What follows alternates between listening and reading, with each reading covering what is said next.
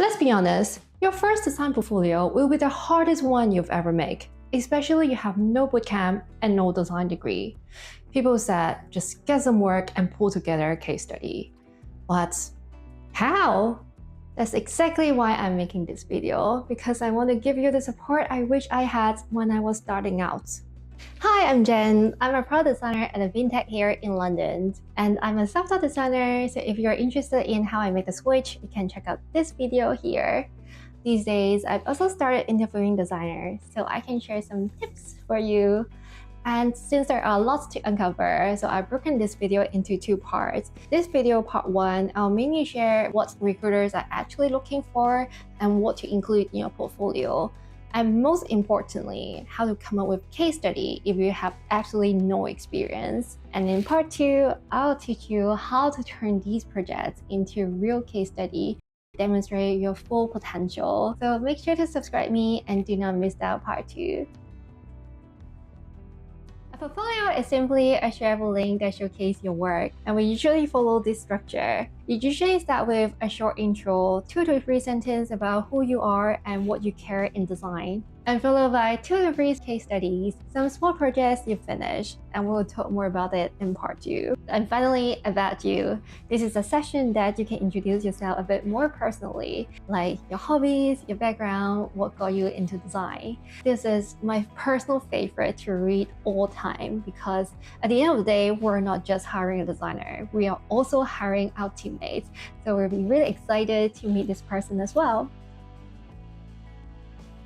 When it comes to a beginner portfolio, nobody expects you to be perfect, but you need to show potential. And these are 4 things that recruiters usually care the most. First, good design starts with asking why. Don't jump straight into Figma. Show that you understand the problem, why you're doing this, and what's the goal and what you want to achieve. And secondly, strong designers explore options. There is no right or wrong in design, and there are a million solutions. So show that you consider alternative and make thoughtful trade-off, and this is what sets you apart. Thirdly, process matter more than visuals. Double diamond process is what they use in design, so please use this to shape your work, and I'll talk more about it in part 2. Finally, great designer cares. Designers are the advocates of our customers, so you need to show your empathy to your users. And you know what? I have a lot of designer friends because I feel like we are the most empathetic group out there. Keep this principle in mind because they will be your foundation for your first portfolio. Now, let's talk about the most exciting part and how to come up with case studies. I'll give you a few options so you can choose which ones suit you better. First of all, you can take on a design challenge. Sites like brief boards is great because they give you actual written project brief and it feels closer to real client work. And you can also practice thinking through the problem as well as designs. I know that Dribble also have some UI challenge that's going on, but those tend to be more UI focused. So I would suggest you to still use it as practice, but do not include it as a case study. Second option, you can join a hackathon. Ideally, you work with engineers and some product folks to deliver a solution together. And it's really amazing to demonstrate your collaboration skills under a tight timeline.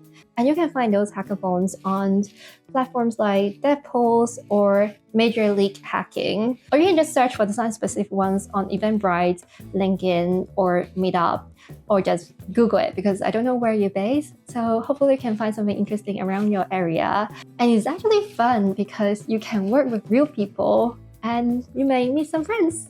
Finally, spot a problem in real life.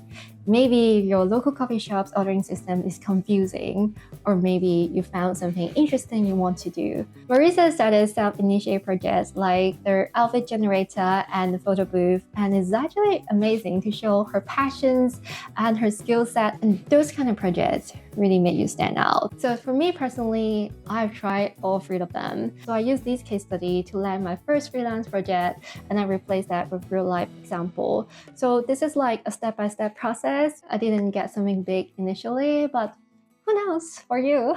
Stay hopeful and have fun in the process. So that's part 1, the planning stage. You can check the description below for all the resources I've mentioned.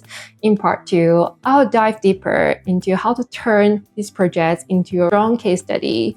In the meantime, if you want something to watch next, I've also started a UX Law series where I break down design principles with real-life examples. So go check it out.